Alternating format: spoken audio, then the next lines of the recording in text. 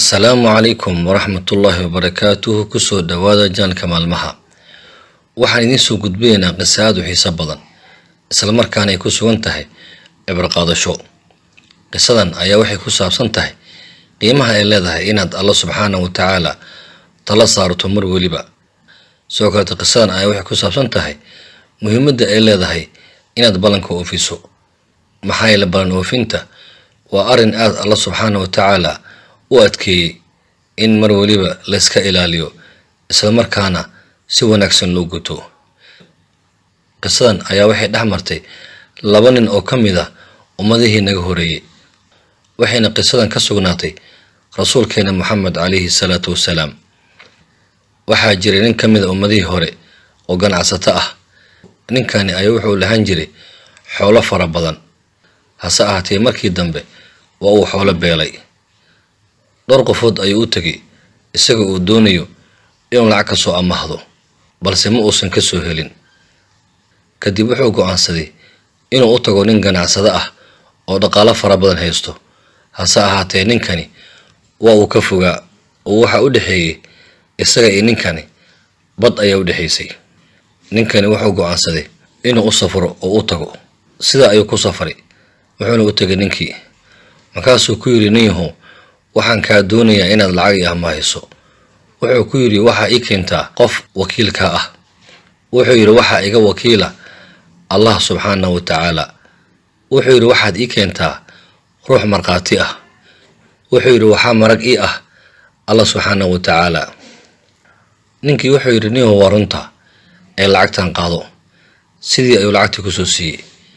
ninkii uu soo laabtay wuxuuna bilaabay inuu lacagtii ku ganacsanayo ilaa markii dambe oo ninkan helay lacag fara badan. waxaa la gaaray waqtigii ay ku ballameen inuu lacagta soo celiyo. ninkii waa uu soo baxay wuxuuna yimid xeebta badda si uu lacagtii ninkii ugu geeyo. hase ahaatee ma aysan u suurtagelin.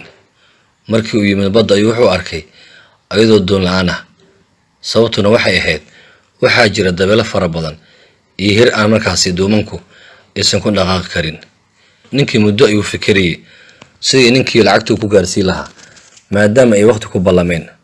markii uu ka qoostay ayuu wuxuu ku fikiray inuu qaab kale ugu dhibo lacagtiisa. wuxuu soo qaaday qori, markaasuu kala jeexay, markaasuu lacagtii geliyay. wuxuuna qoray waraaq oo ku leeyahay waxaan ahay ninkii lacagta ka amaahaday, waxaana qabsatay arrin aan ka soo safri waayay oo wax doon ah ma aan helin aan ku soo safro. sidaa darteed waxaan wakiishay Allah subxaanahu wa ta'ala, isagaana marqaati iga ah. tanina waa diintaadii. baddii ay ku soo tuuray qorigii. kadib wuxuu yiri Allahayow, waad iga warqabtaa waxaan soo amaaday lacag 1,000 diinaar. waadna u jeedaa waxa ay qabsaday, mana awoodo inaan ninkii lacagtiisa u geeyo. sidaa darteed adiga ayaan ku tala saartay inaan lacagtan ninkii iga gaarsiiso. ninkii lacagta lahaa sidii lagu ballameyba wuxuu joogay xeebta, wuxuuna sugayay in ninkii lacagtiisa u keeno. markii uu cabaar meeshii joogay oo waqtigii ku dheeraaday ayuu wuxuu ku fikiray inuu iskaga soo tago meesha maadaama uu ninkii waayay. markii uu soo dhaqaaqi rabay ayuu wuxuu arkay qori badda korkeeda sabeynayo. markaasuu wuxuu ku fikiray in qorigan uu iska soo qaato oo cidda dabka ugu shito. qorigii ayuu soo qaatay, gurigiisii ayuu keenay, markaasuu kala dhambalay. markii qoriga kala dhambalay wuxuu ku arkay lacag ku dhex jirto, waraaqna la socoto. markaasuu waraaqdii akhriyay. waxaa ku qoran waraaqda ninkii lacagta ku lahaa fariin oo soo qoray. markaasuu wuxuu ogaaday in ninkii lacagtii u soo dhiibay. sidii ayuu lacagta ku qaatay. maalinkii dambe ninkii lacagta lagu lahaa ayaa waxa uu la joogay walwal iyo murug. wuxuu ku fikiray in uusan ninkii qorigii helin. markaasuu lacag kala soo qaaday. safar ayuu soo galay. ninkii ayuu u yimid. markaasuu ku yiri niyow, waxaan ka cudur daaranayaa inaan waqtigan ku ban lacagtii ku keeni waayay. lacagtaadii waa tanaa. ninkii ayaa ku yiri niyow, soo wax ima soo dirin.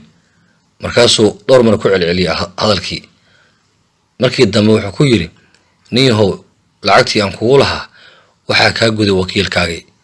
wuxuuna ula jeeday Allah subxaanahu wa ta'ala. qisadani oo rasuulkeena alayhi salatu wasalaam ka sugnaatay halka ayay ku eg tahay.